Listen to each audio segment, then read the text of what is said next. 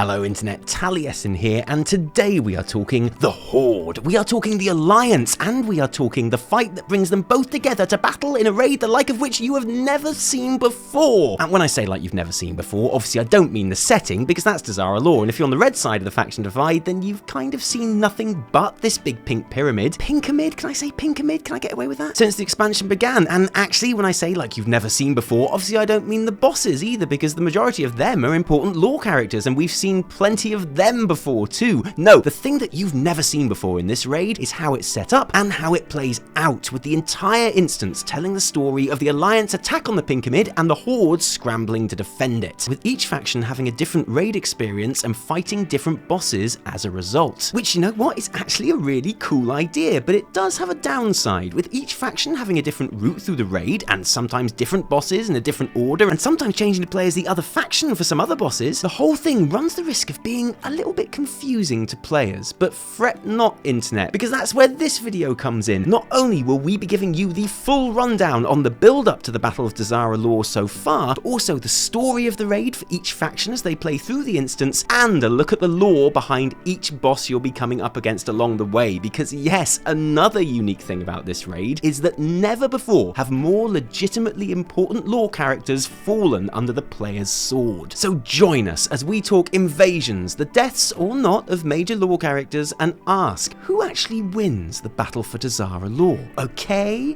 Go, go, go, go, go, go, go.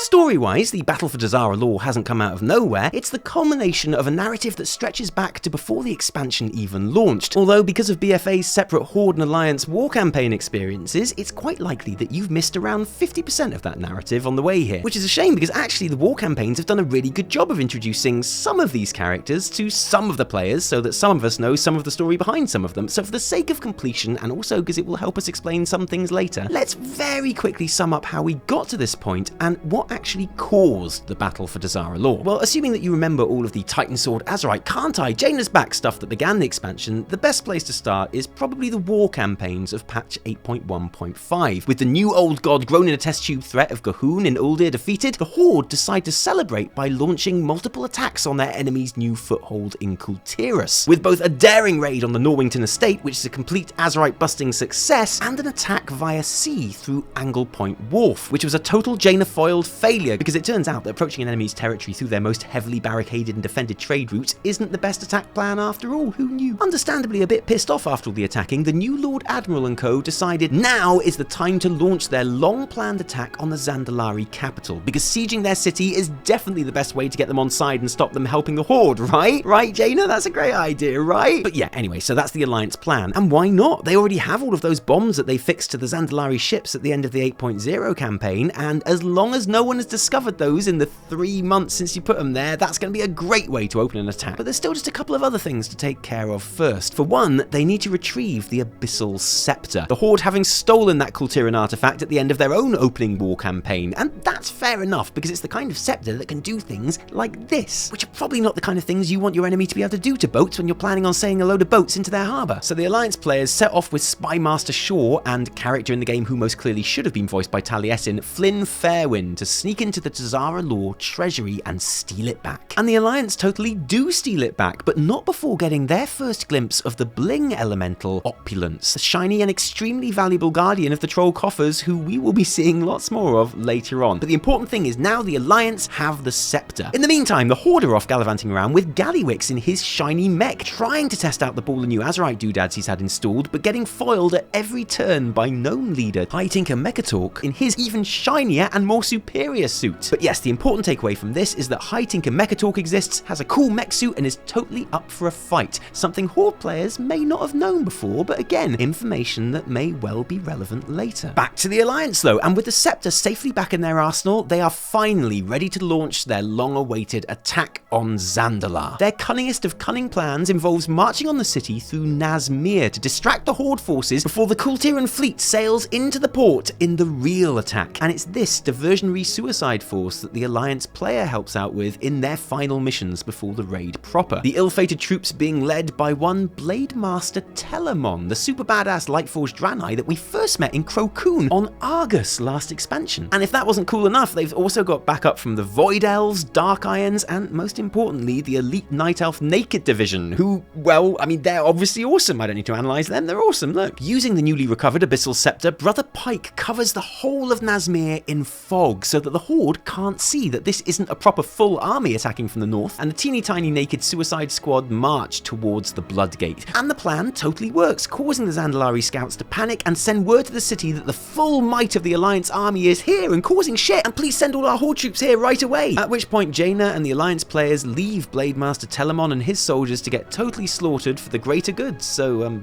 thanks, I guess. And this is actually quite a moving little scene where Telemon explains that he's totally cool with him and all his troops getting wiped out to defeat the Horde before they all baller RP walk to their deaths for the Alliance and that. Side note, but in ancient Greek mythology, Telemon has a similar story, being the first to break through the Trojan Wall at the Siege of Troy. The Greek Telemon doesn't die though, but instead gets rewarded by Hercules with, a wife. Okay, I can see why Blizz may have changed that bit. And that, my friends, is the scene set for the start of the raid. The Horde mobilizing their forces to counter the fake attack at the Bloodgate, and the Alliance preparing to make the real attack via the sea, which is the last thing anyone would have expected from an army with a brand new navy. Let the battle for Dazar'alor commence. So with the immediate build up to the raid explained, it will hopefully help us understand better the opening 3 bosses for each faction, as the Alliance forces sail into the port of Dazar'alor and begin the real attack, with Anduin being very careful to make clear that he doesn't want any civilian casualties, because that would just make him do his beautiful angel boy crying face crying, and that's really not what we need in the middle of this battle. The Horde, who are defending the Bloodgate, realise that they've been duped and start to fight their way back to the Pinkamid to take on the real enemy force, which is why in the opening third of the instance, Horde and Alliance have different routes through the raid and technically different bosses, although as we'll see, that's only really an appearance. So let's take a look at those first 3 bosses. Champion of the Light is the first obstacle that each faction will hit, and also the first problem that I have with this raid, because yes, as we progress further into this instance, we are going to go toe to toe with some very famous faces. But I honestly think that for this raid, with the story and the theme being what it is, there really should be a recognizable face for every boss. Here, for example, both sides take on an enemy paladin and their little friends. The Horde fight a Dark Iron Dwarf called Frida Ironbellows, and the Alliance a Zandalari troll, Rawani Kanai, 2 characters that we are meeting here for the first time, and you have to ask, why? Dazar'alor and Zandalar is full of relatively unimportant named NPCs who could have filled this role instead of Rawani, which would have made the fight much more meaningful, and seriously, why on earth isn't the Horde fighting Blade Master Telemon here? As a Lightforged, he would have fitted perfectly and would have allowed us to see his heroic death instead of having him die off screen. Am I being unreasonably annoyed by this? Probably yes, but man, I find it so annoying. So no, neither Frida nor Rawani have appeared in the game before. Presumably Rawani has just been hiding in her room every time you've walked through the city before now, keeping herself to herself, which in fairness explains why they are both the first encounter of the raid and pretty easily dealt with, proving once and for all that paladins actually are totally underpowered this expansion. But it's from here on in that things get a little bit more interesting, because the Horde then fight onwards to face King Grong, and this is a character we certainly do know a lot about, or at least 50% of us do. If you're a Horde player, you may well be thinking, King Grong, sorry, new raid, who dis? But believe me, he certainly knows you. When the goblins moved into Zandalar with the rest of the Horde and discovered their favourite stuff, Kazhamite, in the forests surrounding Dazar'alor, they set up an industrial operation to extract as much of the yummy green stuff as they possibly could, killing off huge numbers of the local gorilla population in the process. A murderous policy that you still help out with every now and then if you're a Horde player doing world quests in the area. In the process though, they've unwittingly made an enemy of the biggest and, presumably thanks to the Kazhamite, cleverest of them all, Grong, who has teamed up with the Alliance to try and drive the Horde out of Zandalar forever. So Grong and the gnomes have come up with a gadget called the Embigifier, which increases a subject's size and strength in proportion to their intelligence. And with Grong having a super high IQ and already pretty massive to begin with, he volunteers to be the first test subject and become a fearsome weapon to use against the Horde. Alliance players help him go through the testing process in their war campaign and spend plenty of time with him, and look, I have to say, but Grong is bloody lovely. The likelihood that my sharp wit will lose its edge is high, but as long as I keep this handsome face, should I really care? I use humor to mask my anxiety. And the tragedy is that yes, as Grong gains the increases in size and strength that the Embiggifier bestows upon him, he does lose his wits, becoming a mindless and unthinking hulk. It's a genuinely sad story, and the worst thing is, it's not even the end of the sad story, because obviously the Horde defeat him at Dazar'alor, but that's not even the end of the sad story, because the final insult is yet to come. Meanwhile though, the Alliance's second boss encounter is against the Jadefire Masters, a pair of monks who the Horde progressed to on their own version of as their third fight of the instance. And again, disappointingly, all 4 of these NPCs are made up especially for this raid. They are nowhere to be found anywhere else in game. Although in my ridiculous RP head, I like to imagine that Mara Grimfang is somehow the alternative Draenor daughter of Commander Grimfang and Gala Grimfang, who in our universe can be found at the Zorumgar outpost and as an innkeeper in Stormsong Valley respectively, but that's just my RP brain. I don't mind so much here anyway, because I like the setup of these 2 pairs of monks. The idea that one of them is from an old school established race and one is from a new allied race that's only just joined the faction, and as a result they haven't had much time to work together. It's pretty cool. And when the Alliance have seen off Athanos and Mansroy, it's their turn to take on Grong, because this is the final chapter in the mighty gorilla's tragic tale. After the Horde kill him, Nathanos orders that they raise the noble beast as a forsaken zombie gorilla and turn the Alliance's secret weapon back against them. Poor Grong, seriously, poor Grong. And this is where the story becomes all about the Alliance for a bit, because after putting zombie Grong to rest, Team Blue start to make their way up through the Pinkamid to the summit, and this is where shit starts getting serious. Their next encounter is against the bling elemental that we saw earlier, Opulence. And before we talk about this shiny cash-rich boy, I'd like to give you a brief history lesson about the origins of the Zandalari. Because 16,000 years ago, not long after the Great Ordering of Azeroth, the first truly advanced life to flourish on our little pretend planet was that of the trolls. And man, oh man, if there's one thing those trolls love, it's Loa. And the Loa in this case were mostly the wild gods that the trolls worshipped, and their absolute favoritist Loa were to be found on the highest peaks and plateaus of the unsundered Azeroth in southern Kalimdor, a mountain range they called Zandalar. This is when a plucky young troll called Dazar came to prominence, his rise to power probably having something to do with the fact that he was also the first troll to successfully tame raptors. And as a result, the tribe he led became so powerful as to become known as simply the Zandalar, as they claimed the very highest peaks of Zandalar and founded a great golden city, Zuldazar, around the shrines there, making Dazar the founder and first king of Zandalar. And his temple, Dazar'alor, remains the seat of power at the heart of the empire even today. In fact, Dazar's 16,000-year-old body is still in the temple. He is the final boss that we fight in the King's Rest dungeon after sacrilegiously being raised by Zul. And it's not just King Dazar's tomb that can be found in the Pinkamid of Dazar'alor, but also his great treasury, which he liked so much that he had the entire place enchanted to rise up against anyone except its rightful owner, as Alliance players have already seen for themselves when they broke into the treasury and came face to face with Opulence, the result of that enchantment, an animated guardian formed of the ancient wealth of the mightiest troll empire in history. And fittingly, some of the loot that he drops gives us other clues into Zandalar history, like Akul's dark reign. So we know that King Akul is another of the former raised kings we battle in King's Rest, but now we know his reign was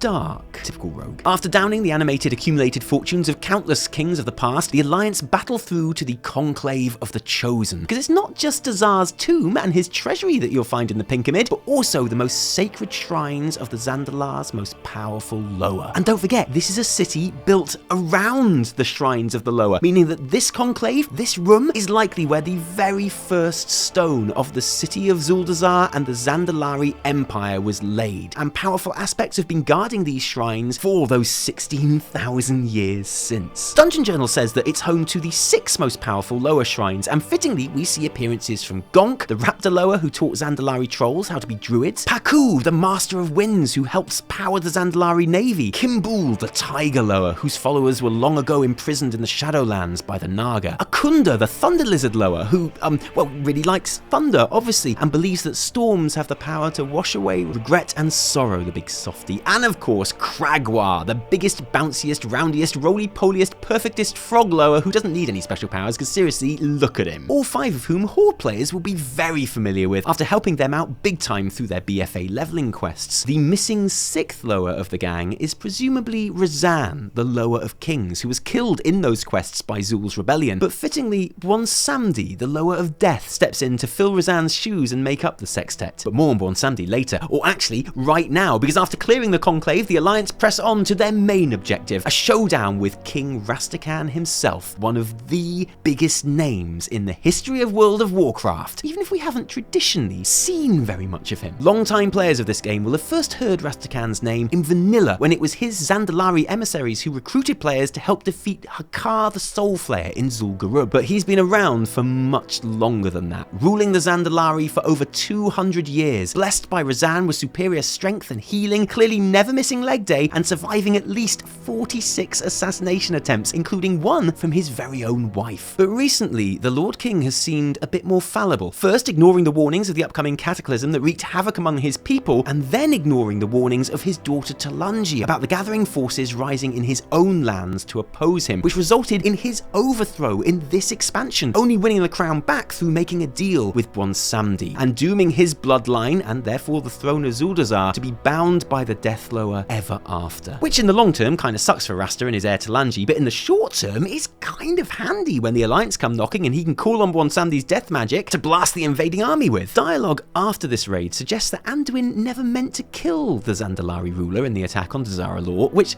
kind of begs the question, seriously, Anduin? What did you expect your army to do after you ordered them to wreck his city, steal his gold, kill his gods and have a big fight in his throne room? Challenge into a game of chess? Winner takes all? Because yeah, I know, we're not trying to spoil anything in this video, but there are some spoilers, and here's one. You ready? The Alliance kill Rastakhan in this fight. I know, right? Even though Anduin told them not to, I am as shocked as you are. And what, might you ask, were the Horde doing all this time while their gracious hosts were being ganked? Well, by the time they finished with the Jadefire Masters, remember them? All of this has already happened, which means canonically, the Alliance defeat zombie Grong, Opulence, the mightiest aspects the Empire has to offer, and the legendary 200-year-old king of the ballingest troll empire on the planet, in the time it takes the Horde raid to see off literally 2 no-name Alliance monks. I guess they hadn't watched the Fat Boss guys to learn the tactics beforehand, even though they all told their raid leader they had though. So even though everyone's already dead by the time they get there, the Horde do still get to play through these fights. They ask a scout what happened to cause all this shit while they were distracted against the mighty Jadefire Masters, and experience the encounters as a kind of a flashback as Alliance races, complete with Alliance racial abilities. So it's not the Horde killing Rastakhan, you understand, it's the Alliance. And having finally caught up to the bit in the story where Rastakhan has been killed, and with Talanji being quite upset by the whole affair as you'd imagine, Nathanos, who is a total badass in this raid, takes the reins and leads the charge against the retreating Alliance forces, who are still probably very upset themselves after having accidentally killed Rastakhan. The Horde give chase on bats down to the harbour, where they face none other than High Tinker of the Gnomes, Gelblin Mekkatorque, who we most recently saw kicking Gallywix's green behind in the war campaign, but who is another of those characters with an outrageously long history and story in the game, even if most of it is in the books. Gnomes are pretty much the only race in WoW to actually elect their leaders, which means that if you find yourself in the position of High Tinker, you are considered the most intelligent and inventory gnome there is. And you'd have to say that in fairness, Mekkatorque has definitely shown his worth over the years. He invented the Meccano Strider, revolutionizing gnomish transport. He designed the repair bot. He made the deep run tram, drew up plans for the Dwarven siege engine, and under his leadership, the gnomes have played a vital role in the Second